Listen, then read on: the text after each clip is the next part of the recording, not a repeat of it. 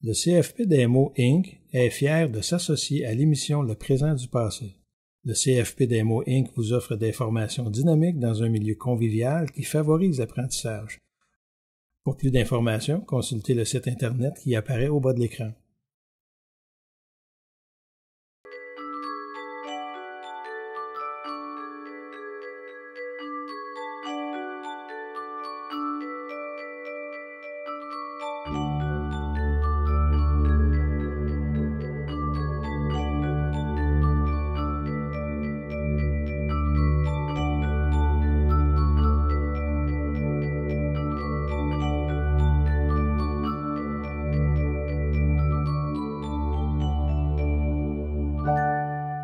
Comment assumer sa différence quand on dérange par sa seule présence?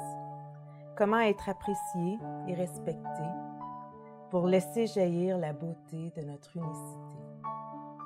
J'avais l'impression de déranger partout. Ma couleur, mes mots, ma personnalité, tout. À l'école, à la maison, dans la rue, chez les voisins, la seule issue, devenir un pantin. Annie Berthiaume, bienvenue à l'émission. Merci, bienvenue. Aujourd'hui, on parle de la différence, une différence que tu portes toi aussi. J'aimerais ça que tu nous racontes ton histoire. Bien, moi, c'est arrivé en camping à l'âge de 6 ans, un gallon d'alcool de bois qui a explosé, que mon père avait dans les mains, puis on ne sait pas trop pourquoi il a explosé. Fait que ça m'a brûlé sur 55% du corps, au 3e degré. À l'âge de 6 ans. Fait que tu 6 es ans. déjà à l'école, tu as des amis. Oui. Comment on réagit autour de toi? Comment ça se passe quand on te voit après cet accident-là? Ça va bien, je dirais. Tout part de soi, toujours. Alors, moi, cet accident-là, je pense que ça m'a réveillée. Parce que j'étais vraiment une petite fille qui aimait beaucoup paraître. Okay. Déjà à 5 ans, là, mettre des robes à froufrou, des colliers, puis tourner pour me dire que je suis belle. Mais une fois cet accident-là arrivé, toutes ces choses-là ont plus d'importance. Alors là, c'était moi. Puis c'était de me présenter, d'aller vers les gens, de leur expliquer. J'ai toujours beaucoup parlé, puis je pense que ça m'a beaucoup aidée. Alors, je me suis pas renfermée. Je suis allée vers les autres et ça a très bien été de cette façon-là. Il n'y a eu aucun moment où est-ce que, par exemple, à l'école, on a voulu rire de ta différence ou on a voulu... je sais pas, t'humilier ou te rejeter parce que tu n'étais pas pareil comme les autres? Non, ben je pense que c'est parce que j'acceptais pas ça. OK. Je voulais pas ça. Donc, en ne voulant pas ça, j'allais vers les autres. J'étais drôle. J'aimais beaucoup parler. Puis, ça c'est pas arrivé. Je me souviens pas que ça soit arrivé. Oui, on a peut-être ri de moi une fois de temps en temps, du style... « Ah, t'as oublié de te laver un matin, t'as mangé du beurre de pinot. » Je me souviens d'avoir eu ça dans l'autobus, mais non, regarde, c'est parce que j'ai été brûlée, puis c'est tout. Puis ça te dérangeait pas? Non, t'as jamais eu de peine par rapport à ça? C'est pas quelque chose que t'as porté? Ça t'a pas dérangé du tout dans ton enfance? Non, c'est bizarre, hein? Oui, c'est vraiment écoute, bizarre. C'est le fun, c'est comme si cet accident-là avait fait que là, le paraître avait plus d'importance. Mais c'était l'intérieur. Tu l'acceptais en tant que petite fille, ça n'a plus d'importance, c'est plus grave, puis c'est l'intérieur qui compte. Oui, ma mère m'a dit que ça m'avait beaucoup changé. Wow! Ouais. C'est merveilleux. J'ai entendu, en fait, en quelque part, que tu disais que tu as choisi, consciemment, en fait, tu as choisi de ne plus les voir, tes cicatrices. Oui. Parce que tu avais le choix de continuer de les voir, puis qui te dérangent, puis de toujours nourrir ça. Oui. Ou tu avais le choix de passer par-dessus. C'est ce qui a fait que j'ai commencé à faire des conférences. Oui. Parce que je comprenais pas pourquoi les gens s'attardaient dans leur miroir à regarder ce qu'il y avait pas beau. Là, je me disais, moi, quand je me regarde dans le miroir le matin, je regarde mes yeux que je trouve beaux, je regarde mes cheveux. Et les cicatrices, là, je les regarde pas. Parce que j'ai compris qu'à un moment donné, quand même, je pleurais tous les matins devant mon miroir, ils disparaîtraient pas. Fait que j'ai arrêté de les regarder. Et j'aimerais tellement ça que les gens finissent par comprendre ça, que c'est pas l'extérieur qui fait que tu as des amis, c'est comment ce que tu es. Et comment de gens, combien de personnes j'ai croisées sur ma route, peu importe par le travail, par les conférences, qui m'ont dit, tu sais-tu quoi, on finit par plus les voir, tes brûlures. Puis des fois, ça fait pas longtemps. Là, tu parles, tu fais des blagues, puis c'est vraiment la personne qui fait la différence. C'est comment tu te perçois. Puis toi, quand tu te perçois belle, ben les gens peuvent pas faire autrement. Mais c'est ça, puis c'est pas de te percevoir belle de l'extérieur nécessairement, mais de t'aimer entièrement, puis de te trouver belle à l'intérieur. Tu as des qualités, ben tu focuses sur tes qualités, tu focuses sur ce que tu as de beau, sur ce que tu aimes. Je comprends qu'il y ait des gens qui n'aiment pas des choses de leur corps humain. C'est normal. Dans la vie de tous les jours, on peut pas aimer tout le monde peut pas nous aimer, puis on peut pas s'aimer entièrement. Il y a sûrement de quoi qui nous dérange, mais il faut focuser sur ce qui va bien puis sur ce qu'on aime de nous. C'est tellement vrai. Wow. C'est ça. Puis c'est ce qui m'impressionne dans ta personne aussi, cette solidité-là. Tu es amoureuse de toi, ça paraît, tu vois, ça sort de tes pores de peau, puis c'est très inspirant, c'est fun. Tu es aujourd'hui inhalothérapeute. Oui. Tu m'expliquais que ça n'a pas toujours été facile au niveau du travail, que ce soit dans ton travail de conférencière, d'inhalothérapeute. Tu sens que des fois, il peut peut-être y avoir des préjugés encore au niveau de la beauté. Il y a peut-être de l'impact au niveau des contrats que tu as ou que tu n'as pas. Comment tu penses qu'on peut, à un moment donné, se sortir de ça? Se sortir de ça, je le sais pas. C'est difficile. C'est en changeant les préjugés des gens qu'on va finir par faire quelque chose, mais les préjugés sont bien ancrés dans notre société. Je me dis le petit peu que je réussis à faire, mais je le fais. Si je peux réussir à changer la mentalité des gens, dans le sens que tout ce qui est moins beau est pas nécessairement pas bon ou est pas nécessairement méchant. Si je peux faire venir ça dans la mentalité des gens, de dire, regarde, justement, quand moi, je monte sur une scène, puis qu'il y a 300 personnes, puis que je suis là, puis je leur dis, regardez, je suis ici, là, c'est pour moi que je suis ici. Hey, c'est pas parce que j'ai une belle maison, que je gagne, j'ai un gros salaire, j'ai plein d'argent, puis que je suis belle, que je suis ici. Regardez, je suis rendue là parce que j'ai fait ça, puis j'ai continué d'y croire. Et tu as envie de changer. À chaque fois que tu fais ces événements-là, tu as envie de changer les préjugés, les perceptions de comprendre que oui, faut faire confiance à des gens qui peut-être on pense qu'ils sont pas bien, mais dans le fond, ils sont. C'est parce qu'on se fie aux apparences. C'est tellement ancré. C'est plate parce qu'il y a des gens qui sont vraiment extraordinaires puis qui sont peut-être pas, comme tu dis, la bonne couleur de peau, mais il faut apprendre à les connaître. Mais moi aussi, j'en ai des préjugés. Devant les gens. On est humains. On est humains, on va tous en avoir, mais j'essaie de passer par-dessus ça puis d'aller voir les gens et comment j'en ai des préjugés. Mais je me dis peut-être que c'est pas la bonne opinion que j'ai et je vais voir plus loin parce que je le sais maintenant. La profondeur de chaque personne. Merci. Annie, c'est quoi les plus beaux cadeaux, par exemple, de cette expérience passée que tu utilises aujourd'hui dans le présent? On en a entendu plusieurs, là, mais si tu avais à en nommer un, tu me dis, moi, je suis contente que cette expérience-là soit produite à cause de... Bien, moi, je suis contente que cette expérience-là soit produite parce que ça m'a appris l'essentiel de la vie. C'était quoi l'essentiel? Puis cet essentiel-là, je le sais à tous les jours. Et quand j'ai des gens autour de moi, comme je te disais, bien, je le sais que c'est pour moi qu'ils sont là. Pas parce que je suis belle, pas parce que j'ai de l'argent, pas parce que c'est Annie. Puis Annie est comme ça, elle est drôle, puis elle a appris à foncer dans la vie, puis elle a développé sa personnalité dans le fond. Fait que ça, pour moi, c'est un cadeau. J'ai un mari, il m'a aimé pour moi, et pourtant, il avait connu des très belles filles avant moi. Mais finalement, il a compris l'essentiel. Mais ça a pris, c'est sûr, ça s'est pas fait du jour au lendemain. Mais moi, j'y croyais. Alors, je dis, quand tu crois en l'amour, quand tu crois que ça va t'arriver, ça marche. Quand tu crois en tes capacités, ça fonctionne toujours. Merci, Annie Berthiaume. T'es vraiment belle, lumineuse. Merci beaucoup. Merci. Merci de l'invitation. Vraiment, là, t'es belle. Bon, c'est déjà fini.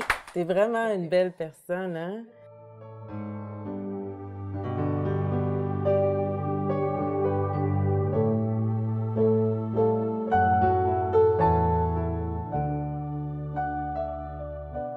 André Harvey, bienvenue. Bien, merci beaucoup de l'invitation. André, tu es conférencier, auteur, entre autres, du best-seller « L'ultime pardon ». mais tu es aussi compositeur de chansons à texte. Entre autres, tu as écrit une chanson sur l'hymne à la différence. Oui, c'est pour ça que je voulais qu'on en parle ensemble de la différence. Oui, effectivement. Je voudrais que tu nous expliques, à ton avis, qu'est-ce qui fait qu'on a si peur de la différence? Puis pas juste la personne qui porte la différence, mais les gens autour de soi aussi. Je pense que une des grandes peurs, on dit souvent qu'on va attirer ce dont on a peur. Et si tu as peur du rejet, c'est-à-dire que si tu te rejettes, excuse-moi, si tu te rejettes toi-même, automatiquement, tu vas attirer le rejet des autres. Et ça me rappelle une petite anecdote qui s'est passée en France où j'étais à Poitiers, dans le centre-ville, et il y avait un monsieur qui invectivait tout le monde, un badaud qui était là, un vagabond, puis il chialait, toi, t'es ici, toi, t'es comme ça, t'es comme ça. Et les gens lui répondaient. Moi, je me demandais, mais j'étais avec une de mes amies, je disais, mais pourquoi il agit comme ça? Puis elle me dit, c'est parce que, voyons, André, il se rejette tellement qu'il attire le rejet des autres et ça fait son affaire. Donc, ce qu'on entendait avec Annie, c'était tout simplement que quand j'ai arrêté de me rejeter, automatiquement, le rejet des autres, j'ai arrêté d'avoir peur du rejet des autres. Donc, les autres ont toujours le reflet de ce que l'on pense de soi. Je dis souvent en conférence, on attire les gens et les événements qui viennent nous prouver que ce que l'on pense est vrai. Donc, si tu t'aimes, tu vas attirer l'amour des autres et l'admiration, mais si tu t'aimes pas, ben, tu vas attirer le rejet. Donc, c'est plus jamais de la faute des autres. Et à ce moment-là, quand on arrive à la différence, ben c'est ça. Si tu acceptes ta différence, alors là, c'est là que tout peut changer et tu peux dire, un peu comme disait Annie, c'est grâce à ce qui m'est arrivé que je suis maintenant ce que je suis. Et pas à cause de... C'est intéressant à accepter sa différence. Hein? Tu sais, je trouve que c'est facile à dire. Oui. De dire à quelqu'un, tu devrais t'accepter, t'es belle, tu as tout ce que tu as besoin. Ouais. Mais comment on fait? Tu sais, parce que, oui, hein, ça prend c'est le temps. C'est le temps, c'est la maturité. C'est aussi ce que l'on est. On dit souvent qu'on ne vient pas au monde par hasard. Donc, tu y arrives avec un corps, avec un caractère, avec quelque chose qui t'est vraiment spécifique. Et si tu ne l'acceptes pas, tu vas toujours te battre. Quand je fais des ateliers, des fois, je fais un petit exercice avec, par exemple, un stylo, qui est, ce stylo-là, par exemple, est ta différence. Okay? C'est ce que tu es. C'est tes peines, c'est ton accident que tu as eu, c'est tes souffrances, c'est tout ton passé. Et je remets le stylo à la personne et quand je lui donne, je dis, tu as le choix. Soit que tu l'acceptes, à ce moment-là, ou bien que tu le refuses. Si tu le refuses, tu peux rien faire avec. Mais si tu le prends, le stylo, ce que tu peux faire avec, tu peux le jeter, tu peux t'en servir, tu peux écrire avec, tu peux faire... Aussitôt que tu acceptes quelque chose que tu ne peux pas changer, automatiquement, tu peux réussir à en faire quelque chose. Et c'est ce qu'on peut voir, les gens, justement, j'ai rencontré des gens qui étaient, que ce soit des alcooliques, des drogués. J'ai même rencontré quelqu'un qui avait tué quelqu'un, un jeune, mais qui en prison, qui a réussi à faire accepter que dans l'état où il était, tout ce qu'il avait appris, en tout cas, il y avait tout un background en arrière de ça. Et maintenant, c'est un professeur de karaté, un professeur de judo, c'est quelqu'un d'extraordinaire.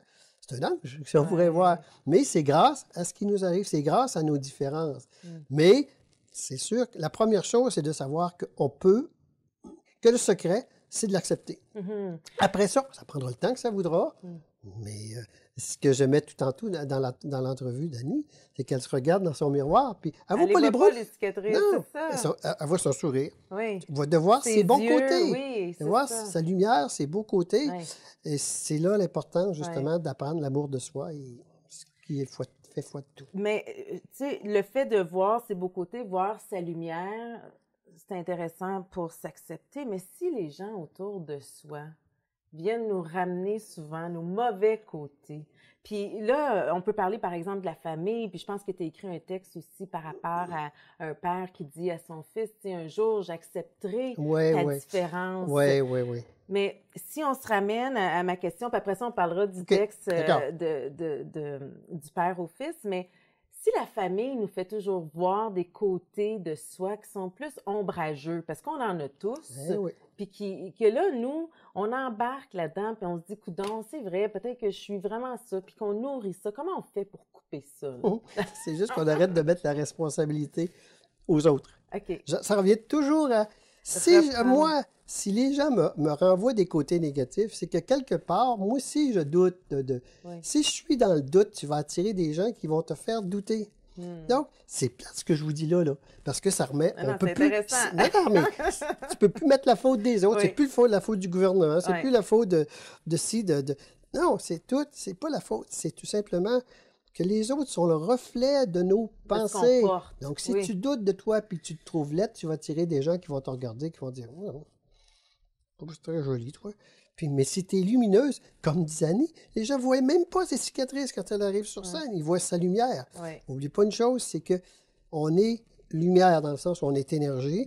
Et ce que l'on perçoit, la première chose qu'on perçoit des autres, c'est aussi leur lumière. Mais si tu es sombre, tu vas remarquer le côté sombre des autres.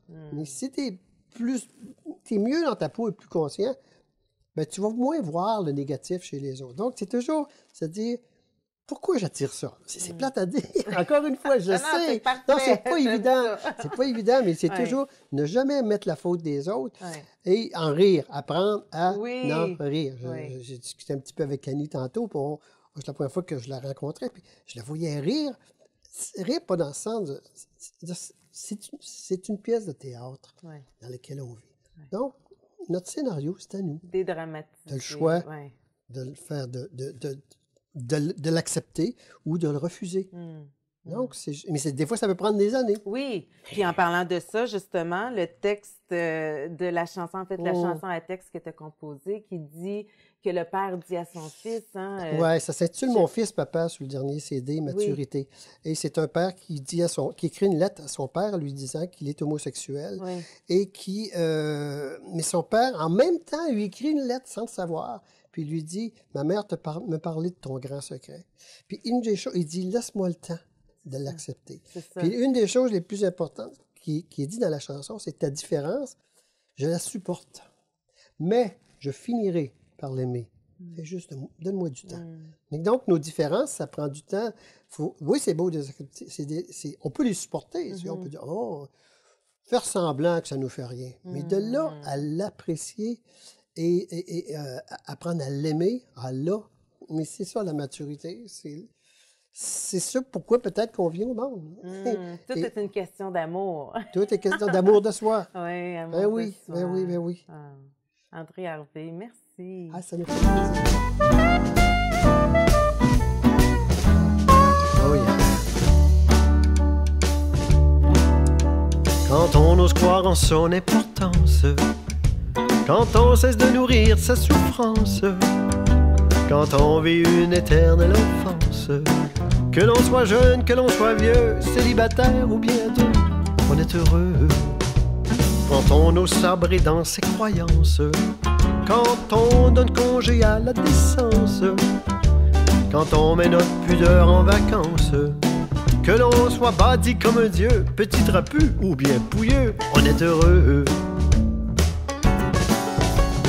Quand on est heureux, quand on est heureux, quand on est heureux, on sait que la vie c'est un grand jeu, on arrête de se prendre au sérieux, on pète le feu.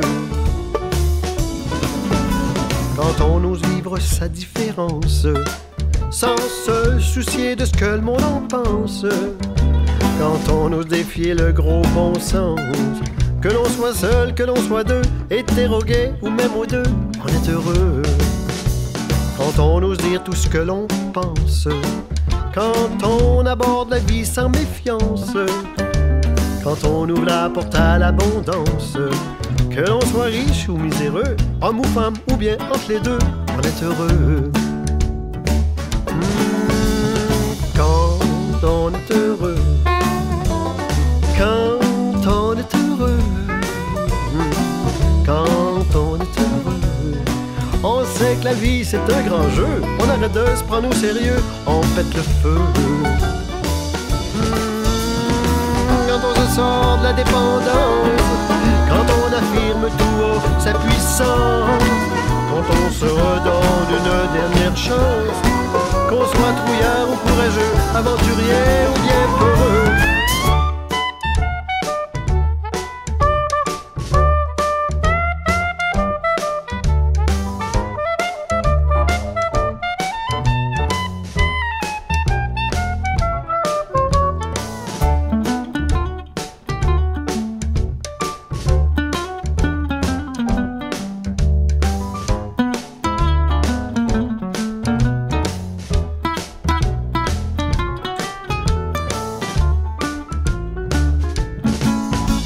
quand on ne supplie plus aux convenances, quand on est la cible d'intolérance, quand en dehors du troupeau on danse, que l'on soit triste ou bien joyeux, nous on s'en fout et c'est tant mieux, on est heureux. Ouais, quand on est heureux, quand on est heureux, quand on est heureux, on sait que la vie c'est un grand jeu, on arrête de se prendre au sérieux, ouais. Quand on est heureux, quand on est heureux, quand on est heureux, on sait que la vie c'est un grand jeu, on arrête de se prendre au sérieux, on pète le feu.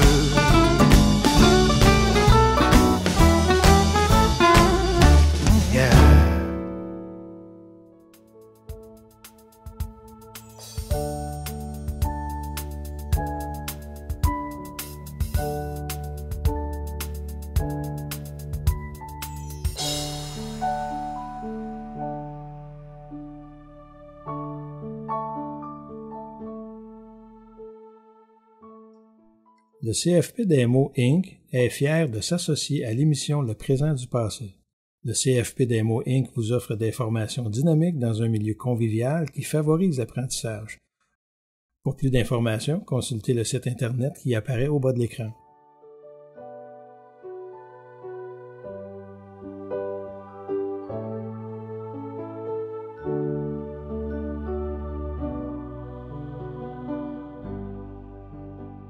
Tu t'es même dépouillé volontairement dans le but d'être vraiment aligné avec ton être et de tester ta foi, comme tu dis. Qu'est-ce qui t'a amené à faire ça?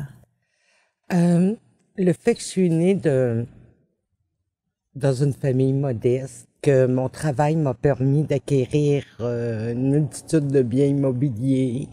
J'avais connu tout, ma carrière dans l'immobilier.